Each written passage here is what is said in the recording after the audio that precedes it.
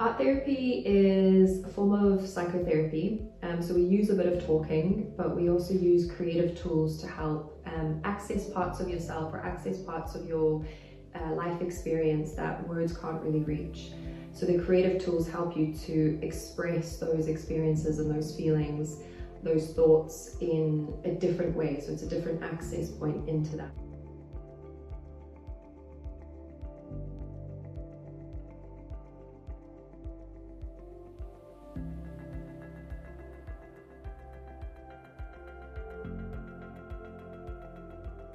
The rooms that we have are really diverse, so we don't just have art materials, we also have play, we have games, we've got a sand tray. It just really depends what the need of the child is. So when they come in, it's very child-led, so we kind of let them take the lead. It also depends. If a child's coming in and they're quite anxious and they're a bit scared to be in the room, I'll have activities laid out just to ease them into it. One of the activities we do is called the squiggle game. It's literally you're drawing scribbles on a piece of paper and then you hold it up and kind of see what images come out of it. So we do a few icebreakers.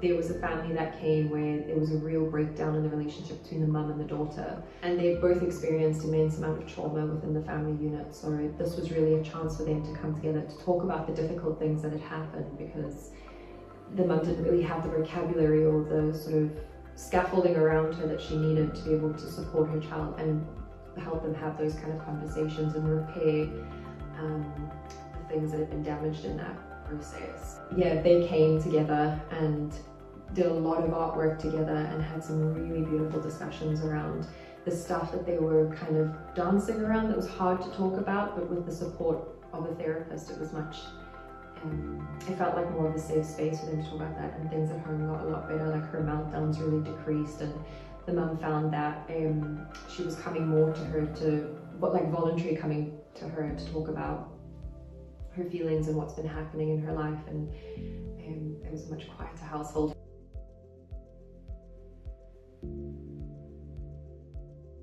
With the children, one of the biggest things I always see is this real sense of pride in themselves, and they can really connect with this part of themselves where they feel worthy and good enough and really capable. So they walk out with this kind of strengthened inner strength and kind of get to know themselves more and know what their abilities and capabilities are.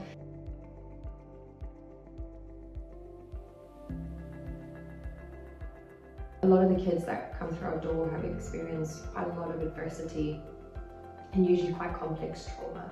So their self-esteem and their confidence has really been knocked. And given the safe space that they have in here and the different tools and whether it's play or art that they can connect with, it really gives them the chance to see their own worth, and also through the eyes of the therapist as well, because we give a lot of praise and encouragement in sessions, particularly for that age group. And yeah, one of my favorite parts is when you can see their face light up and they're really proud of something that they thought that they couldn't do and really struggled within the session, and they can show themselves that they're more than capable.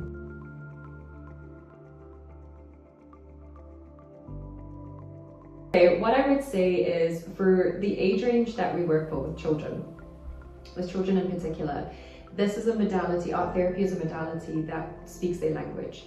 And it's one of the most potent forms of therapy that I've seen that really a child can really connect with. And I've, over the years worked with many different children, and I've seen how much the creative therapies can support them.